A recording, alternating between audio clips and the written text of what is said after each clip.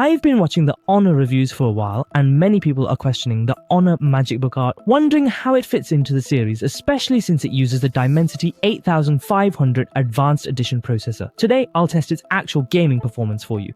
After observing it for a while, I personally think the reason it can be called a win series is because it is equipped with a 40,000 square millimeter iSpeak liquid cooling system.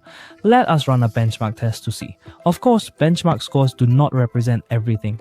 They only show where its peak performance lies. The final benchmark score is nearly 2,300,000, which is basically on par with the Qualcomm Snapdragon 8 Gen 3. Now let's jump straight into the game for some real-world testing.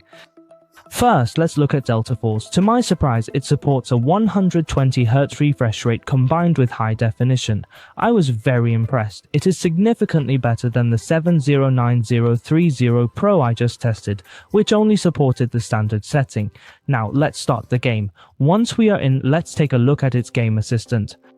As for the frame rate effects, it only supports phantom frame stabilization, and that is all. Then I discovered a very interesting feature called Assisted Crosshair. Once enabled, it adds a crosshair to the center of the screen, which is honestly ridiculous. It reminds me of people sticking a marker on their screens in videos I used to watch. It feels quite fun. In terms of actual gameplay, I personally feel there are no issues and it is quite smooth. For daily gaming, it handles everything with ease. I dare say for this processor in its class, unless you add an active cooling system, nothing else can outperform it.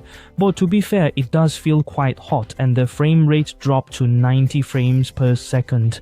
We measured the temperature here and it is over 43 degrees. I have to say, this is the worst one I have tested so far in terms of overheating during gaming. It seems that Delta Force has quite high requirements for gaming performance. Next, as usual, we will turn on its performance mode and test it with Genshin Impact. Genshin Impact is still the benchmark for my testing. Once in the game, let's set the graphics to the maximum, turn all settings to the highest, and set the frame rate to 60 frames per second. Now, let's look at the game assistant. What's quite absurd is that you can actually enable image enhancement, frame rate enhancement, and phantom frame stabilization all at the same time. However, even after turning them on, it still only runs at 60 frames per second. For someone like me who is used to 120 frames, 60 frames really feels a little bit laggy, especially in areas where you haven't been before and it needs to load. The stuttering is even more obvious. But for playing Genshin Impact daily, I personally feel it is not a big problem, though it certainly doesn't perform as well as the RT or Win series. But for a phone at this price point, it is quite commendable. After all, material costs have risen significantly this year, and few phones in its class offer better gaming performance.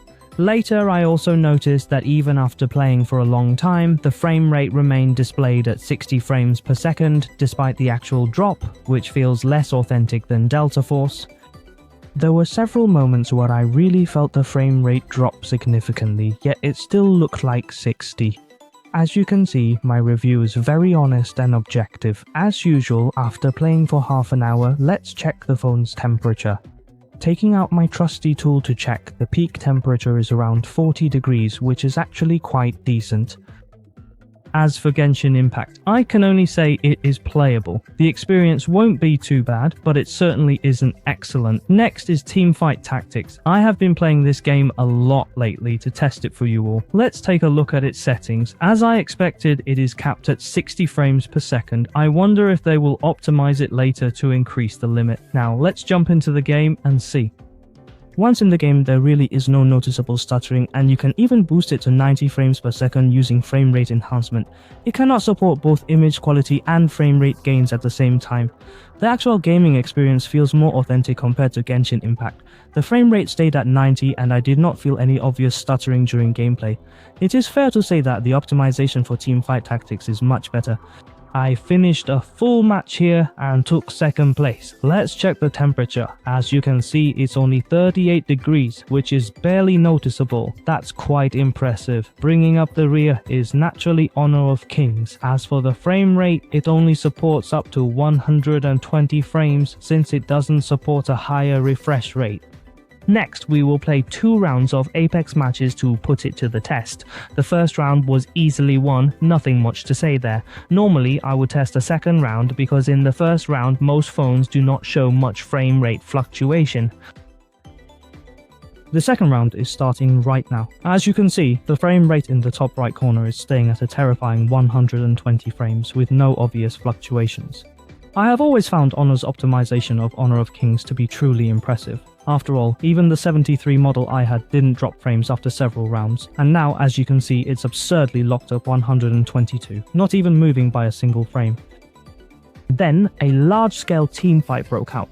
Take a look. The frame rate is now fluctuating between 120 and 119. It is rock solid. It is in these moderately demanding situations that Honor's ice-cooled liquid cooling system truly shows its worth. The visuals here are just so stunning. See, it dropped to 114 but immediately went back to 120.